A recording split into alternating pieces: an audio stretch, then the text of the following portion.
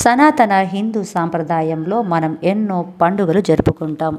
ఒక్కొక్క పండుగకు ఒక్కొక్క ప్రత్యేకత ఉంటుంది. కొన్ని చరిత్రకు సంబంధించి, కొన్ని భక్తికి సంబంధించి, కొన్ని కాలగమనానికి సంబంధించిన పండుగలు.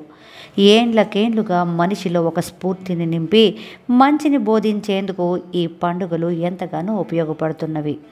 ఇప్పుడు తెలంగాణలో జరుపుకునే ముఖ్యమైన పండుగలలో ఒకదానిగా పేరు పొందిన బతుకమ్మ పండుగ గురించి తెలుసుకుందాం. తెలంగాణ పేరు చెప్పకవానే గుర్తుకు వచ్చే పండుగ బతుకమ్మ. ఇది పూల జాతర. సెప్టెంబర్ లేదా అక్టోబర్ నెలలో వచ్చే ఆశ్వయుజ శుద్ధ పాడ్యమి మొదలుకొని 9 రోజుల వరకు రోజుకో రీతిన బతుకమ్మను పూలతో పేరుస్తూ జరిపే పండుగ. ఇది తెలంగాణకు మాత్రమే సంబంధించిన పండుగ. వేల ఏళ్ల చరిత్ర ఉన్న ఈ పండుగ వెనుక కూడా అనేక కథలున్నాయి. చోళరాజైన ధర్మాంగదునికి 100 మంది కుమారులు పుడతారు. వారందరూ యుద్ధంలో మరణిస్తారు. చాలా కాలం తర్వాత లక్ష్మీదేవి అనుగ్రహంతో వారికి ఓ ఆడపిల్ల పుడుతుంది. పుట్టిన పిల్లకు బతుకమ్మ అని పేరు పెట్టి నిండు నూరేళ్లు బతకాలని ఆ పిల్లను అందరూ ఆశీర్వదిస్తారు. ఆ అమ్మాయే బతుకమ్మగా పూజలందుకున్నది. బతుకమ్మను గునుగు, చామంతి, తోక చామంతి, తంగేడు, కట్ల, పిట్టకాలి, ఎర్రగన్నేరు, పచ్చగన్నేరు, రుద్రాక్ష, బీర, గుమ్మడి, బంతి, ముద్దబంతి లాంటి రకరకాల పూలను సేకరించి రంగురంగులుగా పేర్చి పైన ఒక పసుపు ముద్దను నిలిపి గౌరీదేవిగా కొలుస్తారు. ప్రతిరోజు సాయంత్రం బతుకమ్మ ఆడుకొని చెరువులోనో బావిలోనో నిమజ్జనం చేస్తారు. దసరాకు 1-2 రోజుల ముందు సద్దుల బతుకమ్మగా జరుపుకుంటారు. ఆ రోజు కుటుంబ సభ్యులంతా ఇంట్లోనే ఉంటారు. బతుకమ్మను పెద్దగా పెంచుకుంటారు. కొత్త బట్టలు కట్టుకుంటారు. ఆడబిడ్డలను, బంధువులను పిలుచుకుంటారు. బతుకమ్మను ఎత్తుకొని సద్దులు తీసుకొని ఆడుకున్న తర్వాత చెరువుకు వెళ్తారు. జొన్న పిండి, మక్క పిండి, బెల్లం, పెసరపిండి, నెయ్యితో చేసిన మలీద, సత్తుపిండి, దోసకాయ, పెసరపప్పు, బెల్లంతో సద్దులను తయారు చేస్తారు. చెరువు దగ్గర బతుకమ్మలను దించి మరోసారి ఆడుకొని చెరువులో సాగనంపుతారు. తర్వాత తెచ్చిన సద్దులను ఒకరికొకరు పంచుకుంటారు. బతుకమ్మను నీళ్ళలో వదలడం కూడా ఒక పద్ధతి ప్రకారం చేస్తారు. మోకాలి లోతు నీటి వరకు వెళ్ళి నీటిపై బతుకమ్మను ఉంచి ఏమాత్రం చెదరకుండా ఒడుపుగా వదిలి ఇత్తడి తాంబాళాన్ని పక్కకు తప్పిస్తారు. తర్వాత నీటిని 3 సార్లు ముందుకు నెట్టి దండం పెట్టి వెనుకకు తిరుగుతారు. ఇక రోజుకో రీతిగా చేస్తారు. 9 రోజులు 9 పేర్లతో బతుకమ్మను పిలిచి కొలుస్తారు. 9 రకాల ఫలహారాలను సమర్పిస్తారు. మొదటి రోజు మహాలయ అమావాస్య లేక పెత్రమాస్య నాడు పెద్దలకు బియ్యం ఇచ్చినాక బతుకమ్మను పేరుస్తారు. ఈరోజు ఎంగిలిపూల బతుకమ్మ అని కూడా పిలుస్తారు. ఈరోజు నువ్వులు, బెల్లం, చక్కెరను ఫలహారంగా పెడతారు. రెండవ రోజు అటుకుల బతుకమ్మ అంటారు. ఈరోజు పప్పు, బెల్లం, అటుకులు ప్రసాదంగా ఇస్తారు. మూడో రోజున ముద్దపప్పు బతుకమ్మగా పిలుస్తారు.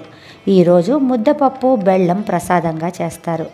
4వ రోజు నానబియ్యం బతుకమ్మ అని, 5వ రోజు అట్ల బతుకమ్మ అని, 6వ రోజు అలకల బతుకమ్మ అని, ఈ 6వ రోజు బతుకమ్మను అర్రెమి అని కూడా అంటారు.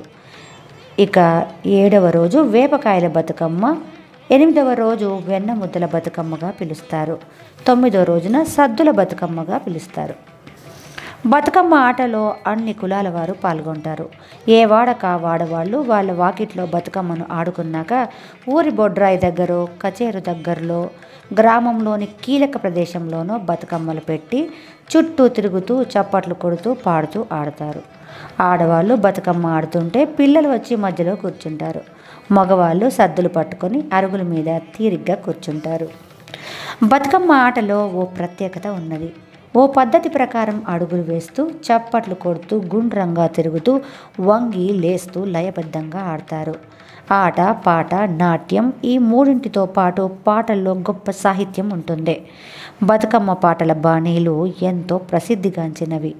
ఆయా ప్రాంతాల ఆచారాలు, పేర్లు, అలవాట్లను, భాషను కలబోసుకొని ప్రాంతీయ కథలతో ఉయ్యాలో ఉయ్యాలో అని, కోలని, చందమామ అని, గౌరమ్మ అని, వలలో అని, ఎన్నెలో అనే మాటలను చివరన చేరుస్తూ పాటలు పాడతారు. ఈ పండుగకు ఆడపిల్లలు ఎక్కడున్నా పుట్టింటికి చేరుకుంటారు. తోబుట్టువులు, కన్నవారు ఆడపిల్లలను కట్న కానుకలను బహుకరిస్తారు. అత్తవారింట్లో ఉన్న అమ్మాయి ఈ పండుగ వచ్చిందంటే చాలు పుట్టింటి వారి కోసం ఎదురు చూస్తుంది. ఆ ఎదురుచూపును కూడా పాటల రూపంలోనే చెబుతుంది. ఎక్కువగా ఆడపిల్లల జీవితాలు, కష్టాలు, వారు అత్తవారింట్లో ఎదుర్కొనే సమస్యలు, వీటి గురించిన పాటలే ఎక్కువగా ఉంటాయి ఇప్పుడు. అలాంటి కొన్ని పాటలు గనక చూస్తే, కలవారి కోడలు ఉయ్యాలో, కలికి కామాక్షి ఉయ్యాలో, వంటింట్లో కూసుండి ఉయ్యాలో, బియ్యం ఏరుతుంటే ఉయ్యాలో, అప్పుడే కామాక్షి ఉయ్యాలో, అన్న వచ్చినాడు ఉయ్యాలో, కాళ్ళకు నీళ్ళిచ్చి ఉయ్యాలో, కన్నీళ్ళు తీసే ఉయ్యాలో, ఇలాంటి ఎన్నో రకాల పాటలు. ఏమేమి పువ్వొప్పునే గౌరమ్మ, ఏమేమి కాయొప్పునే గౌరమ్మ లాంటి ఎన్నో రకరకాల బాణీలతో బతుకమ్మ పాటలు పాడతారు. తెలంగాణ ఉద్యమ కాలంలో కూడా బతుకమ్మ ప్రస్తావన ఉంది. బతుకమ్మ ఆట లేని సమావేశం లేదంటే అతిశయోక్తి కాదు. బతుకమ్మ ఆట పాటతో ఉద్యమం ఒక పోరాట రూపమై ఎదిగింది. ఉద్యమంలో కూడా స్త్రీలను భాగస్వామ్యం చేసింది. మహిళలు బోనం, బతుకమ్మలను ఎత్తుకొని వచ్చి పోరాట బిడ్డలకు స్వాగతం చెప్పి నుదుటన వీరతిలకం దిద్దారు. బతుకమ్మ ప్రకృతిలో ముడిపడిన పండుగ. పువ్వులనే దేవుడిగా కొలవడం, తమ బతుకులను కష్టాలనే పాటలుగా పాడుకోవడం ఒక్క తెలంగాణ ప్రజలకు మాత్రమే చెల్లింది. ఇంత భక్తి శ్రద్ధలతో జరుపుకునే బతుకమ్మకు తెలంగాణలో ఎక్కడ గుడి కనిపించదు. ఎవరికి ఈ బతుకమ్మ పేరు పెట్టుకోరు. బతుకమ్మ పేర్చడంలో వాడే ఆకులు, పూలు మంచి ఔషధాలు. వీటిని చెరువుల్లో కలపడం వల్ల నీటి శుద్ధి జరుగుతుంది. అందుకే బతుకమ్మ పండుగ ప్రకృతి పండుగ అయింది.